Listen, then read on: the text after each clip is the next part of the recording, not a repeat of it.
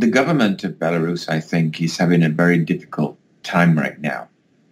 I mentioned before that this sort of economic success, quote unquote, of the earlier years of the presidency of Lukashenko was quite marked. And I think people, whether or not they liked him, they were quite satisfied, I would say, when they looked around and they saw what the situation was like in Ukraine, or they saw, the Russians fighting in Chechnya.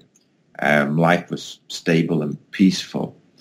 To some extent, I think Belarus fell a victim to Russia's energy politics, in that they paid cheap prices for Russian oil and gas, and then they could make a profit by reselling the refined products, as well as selling some other things they got from Russia. And in a way, Russia was subsidizing the Belarusian economy in this respect. And as a result, there was no real need to reform it, and most of the economy remained in state hands. So, whereas, for example, the extreme case of Poland, where you had the shock therapy after the communist regime, and in Russia also, you had some dramatic changes in the early 90s, which caused a lot of people a lot of suffering. That didn't happen in Belarus, other than the short period before Lukashenko came to power. So he came to power in mid-1994, and people were generally okay. And occasionally he did things like increase his own powers, have referendums. He more or less reduced parliament to a talking shop with no kind of opposition representation.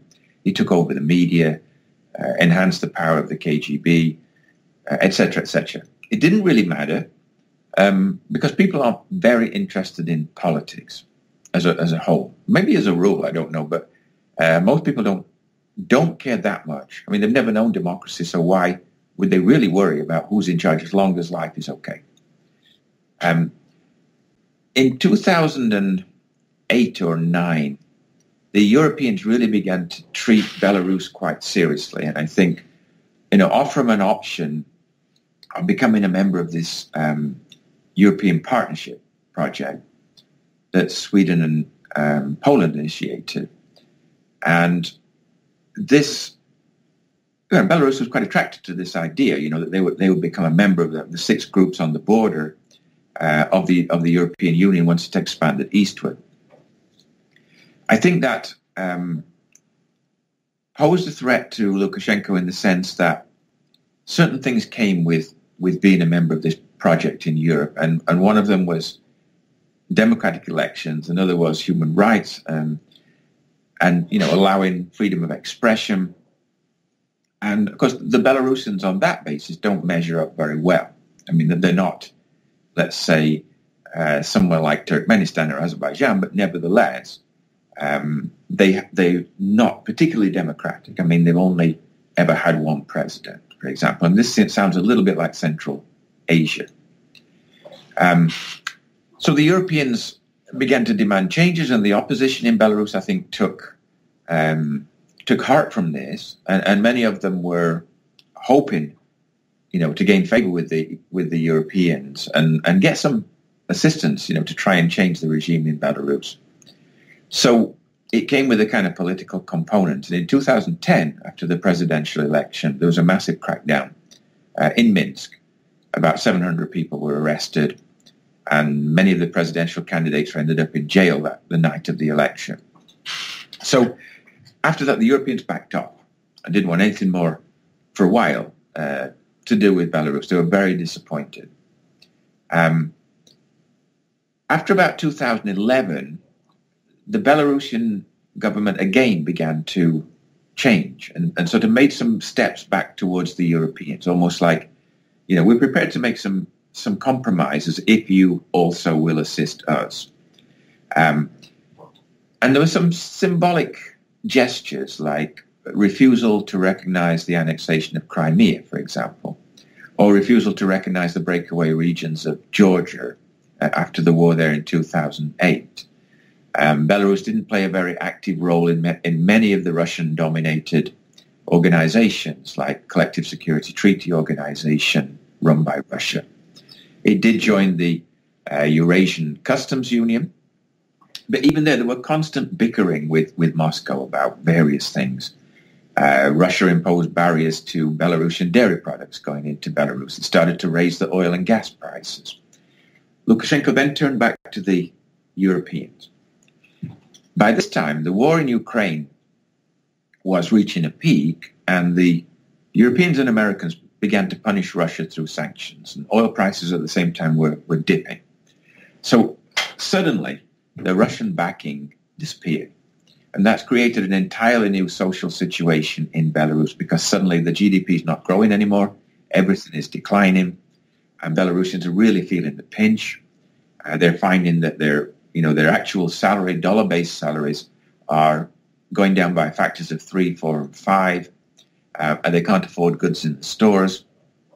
And then the government imposed this so-called social parasite tax last year of people who'd not worked for 6 months of the year, were imposed a tax at the end of the year equivalent to roughly $245.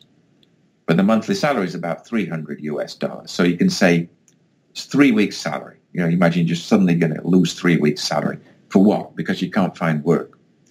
And that really angered people. So these quiet, passive people then started to come out and protest in the streets. And keep in mind that these were not the traditional opposition parties. These were not the groups that we'd seen in 2010, say. These were just, ordinary guys and women, young people as well, coming out into the streets to protest. We are not social parasites. The law was then suspended for a year. The first major setback, I would say, as far as the president is concerned, finally he had to make a retreat, which for someone of his authority is an unusual move.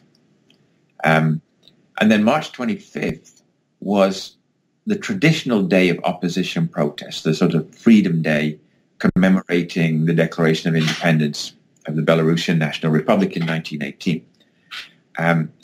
So suddenly, on top of these workers' protests, you've got the real opposition is coming out in force, making speeches, and they're joining together. And I think this to the government is a dangerous moment, because you've suddenly got the possibility of real problems.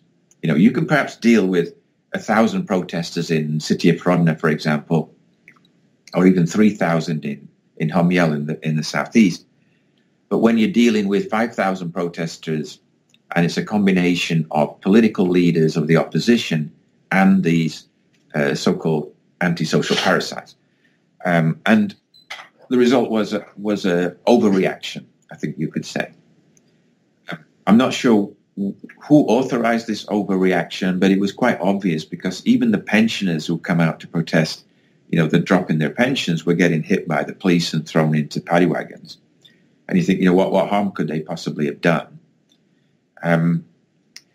So to my mind, it was an error of the government. And now I see something like 70 MPs of the European Parliament have asked that sanctions come back again and people get banned, etc. I'm not completely convinced that would be the right move, because the situation now with Russia is quite tense.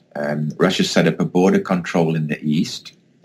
Belarus introduced a visa-free regime to about 80 countries of the world to come for 5 days. Russia then set up its own border post, which they'd never had before. Russians are coming into Belarus later in the year for a major army exercise, a joint army exercise with Belarusian army. As an expected 3,000 Russian troops are coming into Belarus. There could be more, with a lot of equipment. It's a volatile situation. Russia's also demanding the opening of a Russian airbase in Belarus, which Lukashenko has been resisting. So there's a lot of factors coming into play now. And I think the government is looking in different directions. If the Europeans and the Americans simply say, well, we're done with you. You know, you had a chance, you blew it. It's up to you what you do now. We don't care. What would the Russian reaction do if the next stage of Belarus was sort of complete economic collapse, government fall, or something of that nature? And it could. It's not beyond the realms of possibility for that to happen. So, you know, as an outside observer who was very sympathetic to Belarus, you know, my answer is to sort of think a little bit before responding again with this kind of futile. Honestly, sanctions have been futile in Belarus. And I think they've been fairly futile in Russia, to be honest. The only reason they've had any effect is because the oil prices have been so low. But now they're beginning to go back up again.